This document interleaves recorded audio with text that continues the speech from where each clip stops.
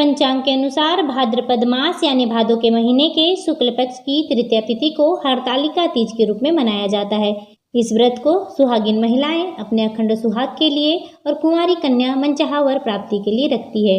इस व्रत को सभी व्रतों में बहुत ही कठिन माना गया है।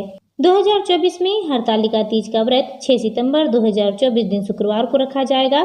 सूर्योदय का समय रहेगा सुबह 6:14 से और सूर्यास्त का समय रहेगा शाम 6:35 पर। ब्रह्म मुहूर्त रहेगा सुबह 4:38 से 5:26 तक। हरतालिका तीज पूजा का शुभ मुहूर्त रहेगा सुबह 6:01 से 8:32 तक और प्रदोष काल में पूजा का मुहूर्त रहेगा 5:50 से शाम 7:20 तक। हरतालिका तीज व्रत कथा इस प्रकार है। रमणीक कैलाश पर्वत के शिखर पर बैठी हुई श्री पार्वती जी कहती है, हे महेश्वर, हमें कोई गुप्त व्रत या पूजन बतलाइए जो सब धर्मों में सरल हो, जिससे परिश्रम भी कम करना पड़े लेकिन फल अधिक मिले। यदि आप मुझ पर प्रसन्न हैं तो यह विधान मुझे बताइए। शिव जी बोले, हे देवी सुनो, मैं तुमको एक व्रत जो मेरा सर्वस्व और छिपाने योग्य है लेकिन तुम्हारे प्रेम से भसीभूत होकर मैं तुम्हें बतलाता हूँ। मैं ब्राह्मण, देवताओं में विष्णु भगवान, नदियों में गंगा, पुराणों में महाभारत, वेदों में सामवेद और इंद्रियों में मन श्रेष्ठ है। सब पुराण और वेदों का सर्वस्व जिस तरह कहा गया है, मैं तुम्हें एक प्राचीन व्रत बतलाता हूँ। एकाग्र मन से सुनो, जिसके प्रभाव से तुमने मेरा आधा आसन प्राप्त किया है वह मैं तुमको बतलाऊंगा, क्योंकि तुम मेरी प्रियसी हो। भाद्रपद मास में हस्त नक्षत्र से युक्त शुक्ल तृतीया तिथि को उसका अनुष्ठान मात्र करने से स्त्रियां सब पापों से मुक्त हो जाती है। हे देवी, तुमने आज से बहुत दिनों पहले हिमालय पर्वत पर इस व्रत को किया था। यह वृतांत मैं तुमसे कहूँगा। पार्वती जी ने पूछा, हे नाथ, मैंने यह व्रत क्यों किया था? यह सब आपके मुख से सुनना चाहती हूँ। शिव जी कहते हैं कि भारतवर्ष के उत्तर की ओर एक बहुत बड़ा रमणीक और पर्वतों में श्रेष्ठ हिमवान नामक पर्वत है। उसके आसपास तरह तरह की भूमियाँ हैं, तरह तरह के वृक्ष लगे हुए हैं, नाना प्रकार के पक्षी, अनेक प्रकार के पशु उस पर निवास करते हैं। वहाँ पहुंचकर गंधर्वों के साथ बहुत से देवता, सिद्धचारण, पक्षीगण सर्वदा प्रसन्न मन से विचरते हैं। वहाँ पहुंचकर गंधर्व गाते हैं, अप्सराएं नाचती है। उस पर्वतराज के कितने ही शिखर ऐसे हैं जिसमें बहुमूल्य स्फटिक रत्न और वैदुर्य मणि आदि की खानें भरी पड़ी है। यह पर्वत ऊंचा तो इतना अधिक है कि मित्र के घर की तरह ही समझकर आकाश का स्पर्श किए रहता है। उसके समस्त शिखर सदैव ही हिम से आच्छादित रहते हैं और गंगा जल की ध्वनि सदा सुनाई देती रहती है। हे पार्वती, तुमने बाल्यकाल में उसी पर्वत पर मेरे लिए तपस्या की थी। 12 वर्ष तक तुम उल्टी तंग कर केवल धुआं पीकर रही, 64 वर्ष तक सूखे पत्ते खाकर रही। माघ में तुम जल में बैठी रहती और बैसाख की दोपहरिया में पंचाग्नि तपती। श्रावण के महीने में जल बरसता तो तुम भूखी प्यासी रहकर मैदान में बैठी रहती। तुम्हारे पिता इस तरह के कष्ट को सहन को देखकर बड़ी दुखी हुए। वे चिंता में पड़ गए कि मैं अपनी कन्या किसको दूं। उसी समय नारद जी वहां आ पहुंचे। मुनि श्रेष्ठ नारद जी उस समय तुम्हें देखने को गए थे। नारद को देखकर गिरि ने आर्द्यपाद आसन आदि देकर उनकी पूजा अर्चना की और कहा, हे स्वामी, आप किस लिए आए हैं? मेरा अहोभाग्य है, आपका आगमन मेरे लिए अच्छा है। नारद जी ने कहा, हे पर्वतराज सुनो, मैं विष्णु भगवान का भेजा हुआ हूँ, आपके पास आया हूँ। आपको चाहिए कि कन्या रत्न किसी योग्य वर को दे दे। भगवान विष्णु के समान योग्य वर ब्रह्मा, इंद्र और शिव इनमें से कोई नहीं है। इसलिए मैं तो यही कहूँगा कि आप अपनी कन्या भगवान विष्णु को ही देवें।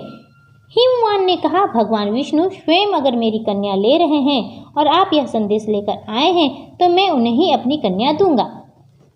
हिमवान की इतनी बात को सुनकर मुनिराज नारद आकाश में विलीन हो गए। वे पीताम्बर, शंख, चक्र और गदाधारी भगवान विष्णु के पास पहुँचे। वहाँ हाथ जोड़कर नारद जी ने विष्णु भगवान से कहा, हे देव सुनिए, मैंने आपका विवाह पक्का करा दिया। उधर हिमवान ने पार्वती से जाकर कहा, हे पुत्री, मैंने तुम्हें भगवान विष्णु को दे डाला। तब पिता की बात सुनकर तुम बिना उत्तर दे ही अपनी सखी के घर चली गई। वहाँ जमीन में पड़कर तुम बहुत दुखी हुई, वहीं विलाप करने लगी।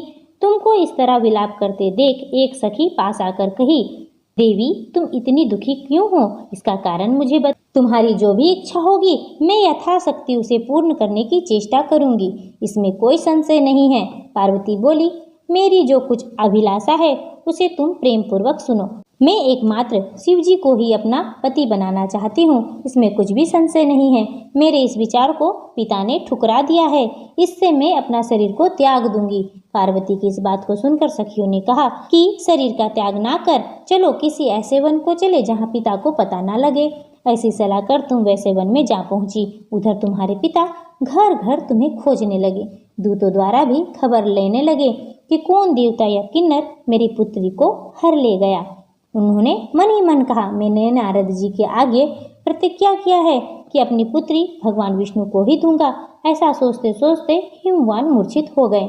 गिरिराज को मूर्छित देखकर सब लोग हाहाकार करते दौड़ पड़े। जब होश हुआ तब सब पूछने लगे कि हे गिरिराज, अपनी मूर्छा का कारण हमें बतलाइए।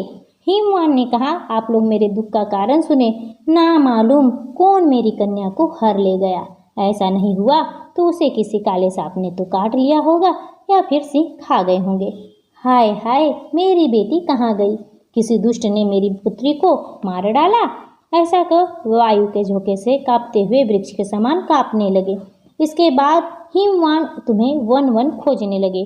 वह वन भी सिंह, भालू, हिंसक जंतुओं से बड़ा भयंकर हो रहा था।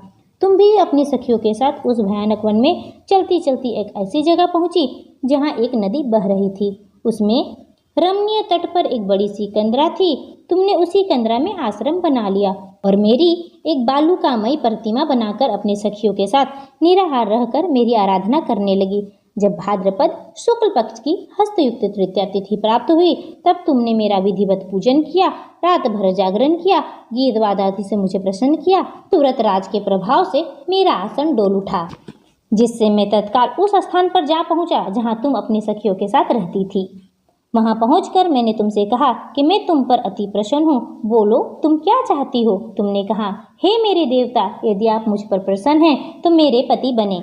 मेरे तथास्तु कहने पर कैलाश पर्वत पर वापस आने पर तुमने वह प्रतिमा नदी में प्रवाहित कर दी और सखियों के साथ महाव्रत का पारण किया। हिमवान भी तब तक उस वन में खोजते हुए आ पहुंचे। चारों दिशाओं में तुम्हारी खोज करते करते वे बहुत ही व्याकुल हो चुके थे, इसलिए तुम्हारे आश्रम के समीप पहुंचते ही वे गिर पड़े। थोड़ी देर के बाद उन्होंने नदी के तट पर दो कन्याओं को देखा। देखते ही उन्होंने तुम्हें छाती से लगा लिया और बिलक बिलक कर रोने लगे। फिर पूछा, हे पुत्री, तुम सिंह, व्याघ्र आदि जंतुओं से भरे इस जंगल में क्यों आ पहुंची? पार्वती ने उत्तर दिया, हे पिताजी, मैंने पहले ही अपने आप को शिवजी के हाथों सौंप दिया है। आपने मेरी बात टाल दी, इसलिए मैं यहाँ चली आई। हिमवान ने संतावना दिया कि हे पुत्री, मैं तुम्हारी इच्छा के विरुद्ध कुछ भी ना करूँगा। तुम्हें अपने साथ घर ले आए और मेरे साथ तुम्हारा विवाह धूमधाम से कर दिया। इसी से तुमने मेरा आधा आसन प्राप्त किया है। तब से आज तक किसी के सामने मुझे यह व्रत प्रकट करने का अवसर प्राप्त नहीं हुआ। हे देवी, मैं यह तुम्हें बतलाता हूँ कि इस व्रत का नाम हरतालिका क्यों पड़ा, क्योंकि तुमको सखियाँ हर ले गई थी, इसलिए इसका नाम हरतालिका नाम पड़ा। इस पर पार्वती जी ने कहा, हे प्रभु, आपने नाम तो बताया, अब विधि भी बताइए। इसका क्या पुण्य है, क्या फल है, यह व्रत कौन करे? श्री शिव जी पार्वती जी से बोले, हे देवी, मैं स्त्री जाति की भलाई के लिए यह उत्तम व्रत तुम्हें बतलाया हूँ। जो स्त्री अपने सौभाग्य की रक्षा करना चाहती है वह यत्न पूर्वक इस व्रत को करे। पहले कदली के खंभे आदि से सुशोभित एक सुंदर मंडप बनावे। उसमें रंग बिरंग के रेशमी कपड़ों के चंदवा लगाकर चंदन आदि सुगंधित द्रव्यों से मंडप को लिपवावे। फिर शंख, भेरी, मृदंग आदि बजाते हुए बहुत से लोगों को एकत्रित कर तरह तरह के मंगलाचार करते हुए उस मंडप में पार्वती तथा शिव जी की प्रतिमा को स्थापित करे। उस रोज दिन भर उपवास कर बहुत से सुगंधित फूल, गंध और मनोहर धूप, नाना प्रकार के नैवेद्य आदि एकत्र कर मेरी पूजा करे और रात भर जागरण करे। ऊपर जो वस्तुएं गिनाई गई हैं उनके अतिरिक्त नारियल, सुपारी, जमेरी, नींबू, लौंग, अनार, नारंगी आदि जो फल उस ऋतु में प्राप्त हो उसे इकट्ठा कर ले। फिर धूप दीपादि द्वारा निम्नलिखित मंत्रों का उच्चारण करते हुए पूजन करें। इसके बाद शिवाय शिव रूपी ने यहाँ से लेकर प्रसन्ना भाव पार्वती के मंत्रों तक का उच्चारण करे, जिसका अर्थ इस प्रकार है, हे शिव रूपी ने, हे मंगले, सब अर्थों को देने वाली, हे देवी, हे शिव रूपे आपको नमस्कार है, हे शिव रूपे आपको नमस्कार है। संसार के भय से भयभीत मुझ दिन की रक्षा करो। इस कामना की पूर्ति के लिए मैंने आपकी पूजा अर्चना की है। हे पार्वती, मुझे राज्य और सौभाग्य दो, मुझ पर प्रसन्न हो।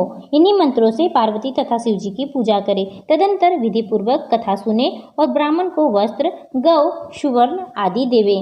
इस तरह एकचित होकर स्त्री पुरुष दोनों एक साथ पूजन करें। फिर वस्त्र आदि जो कुछ भी हो उसका संकल्प करें। हे देवी, जो स्त्री इस प्रकार पूजन करती है वह सब पापों से छूट जाती है और उसे 7 जन्म तक सुख तथा सौभाग्य प्राप्त होता है। जो स्त्री तृतीया तिथि का व्रत ना कर अन्नभक्षण करती है वह 7 जन्म तक बंध्या रहती है और उसको बार बार विधवा होना पड़ता है। वह सदा दारिद्र्य, पुत्र शोक से शोकाकुल, स्वभाव की लड़ाकी, सदा दुख भोगने वाली होती है और वह उपवास न करने वाली स्त्री अंत में घोर नरक को जाती है। तीज को अन्न खाने से सुकरी, फल खाने से बंदरिया, पानी पीने से जोंक, दूध पीने से सांपिन, मांसाहार करने से बाघिन, दही खाने से बिल्ली, मिठाई खाने से चींटी और सब खाने से मक्खी बनती है। उस रोज सोने से अजगरी और पति को धोखा देने वाली स्त्री मुर्गी के रूप में जन्म लेती है। इसलिए हर स्त्री को इस व्रत को अवश्य ही करना चाहिए। दूसरे दिन सुवर्ण, चांदी, तांबा तथा बांस के पात्र में अन्न भरकर ब्राह्मण को दान करें और पारण करें। जो स्त्री इस प्रकार व्रत करती है वह मेरे समान पति को प्राप्त करती है। जब वह मरने लगती है तब तुम्हारे समान उसका स्वरूप हो जाता है। इस हरतालिका तीज व्रत की कथा को मात्र सुन लेने से 1000 अश्वमेघ और सैकड़ों वाजपेयी यज्ञ करने का फल प्राप्त होता है। देवी, मैंने यह सब व्रतों में उत्तम व्रत तुम्हें बतलाया है, जिसको करने से प्राणी सब पापों से छूट जाता है। इसमें कोई भी संशय नहीं है। बोलिए प्रेम सहित माता पार्वती और भोलेनाथ की जय। आप सदा सुहागन रहें।